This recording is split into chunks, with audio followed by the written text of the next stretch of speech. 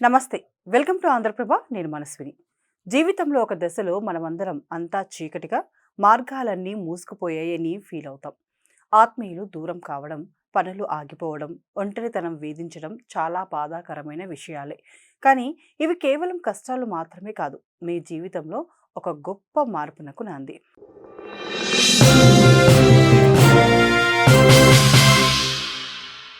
ఒక పాత భవనాన్ని పడగొట్టి కొద్దిగా నిర్మించినట్లే పాత పద్ధతులు, వైఫల్యాలు ఎదురవుతున్నాయంటే మీ జీవితం కొత్తగా పుట్టబోతుందని అర్థం. అందులో ఉన్న ఒంటరిగా అనిపిస్తే అది శిక్ష కాదు, మీ ఆత్మ పరిశీలనకు లేదా ఇంట్రోస్పెక్షన్కు దొరికిన సమయం. మీ నిజమైన గోల్స్ ఏంటో గుర్తించడానికి ఇది ఒక మంచి స్టడీ.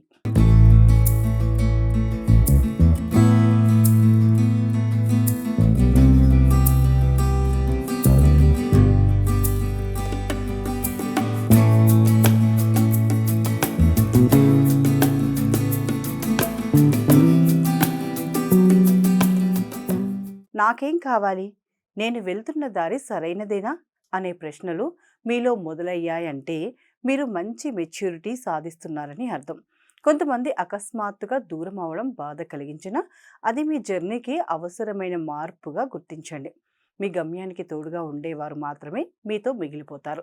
శబ్దం, అనవసరపు గోలా కంటే ప్రశాంతంగా నిశ్శబ్ద ప్రదేశాల్లో గడపడానికి ఇష్టపడటం మీ మానసిక ఎదుగుదలకు సంకేతం. గతంలో మిమ్మల్ని కుంగదీసిన విషయాలు ఇప్పుడు ఎక్కువ ప్రభావాన్ని చూపుతున్నాయంటే మీ లోపలి నుంచి చాలా స్ట్రాంగ్ అవుతున్నారు. పాత బాధలు మళ్ళీ గుర్తొస్తున్నాయంటే అవి పూర్తిగా తగ్గిపోవడానికి చివరిసారిగా పైకి వచ్చాయని గుర్తించాలి. మనసును కొత్త అనుభవాలకు సిద్ధం చేసే ప్రక్రియ ఇది.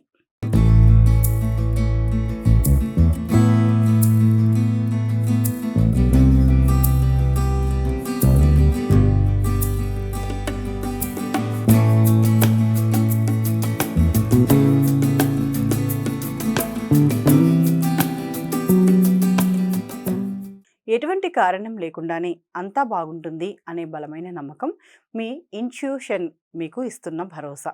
ఇతరుల అభిప్రాయాల కంటే మీ సొంత ఆలోచనలకు ప్రాధాన్యత ఇస్తున్నప్పుడు మీ విధిని మీరు నిర్మించుకునే ధైర్యం పొందుతున్నారు. కష్టకాలం అనేది ఒక తాత్కాలిక మజిలీ మాత్రమే. చీకటి ఎంత గాఢంగా ఉంటే వెలుగు అంత దగ్గరగా ఉంటుందని మర్చిపోవద్దు. ఈ సంకేతాలు మీలో కనిపిస్తుంటే మీ జీవితంలో ఒక కొత్త అధ్యాయం ప్రారంభం కాబోతుందని నమ్మండి. పడిపోయిన చోటే మళ్ళీ పుంజుకోవడం గొప్ప విషయం కాబట్టి మీపై మీరు నమ్మకం ఉంచుకొని ముందుకు సాగండి.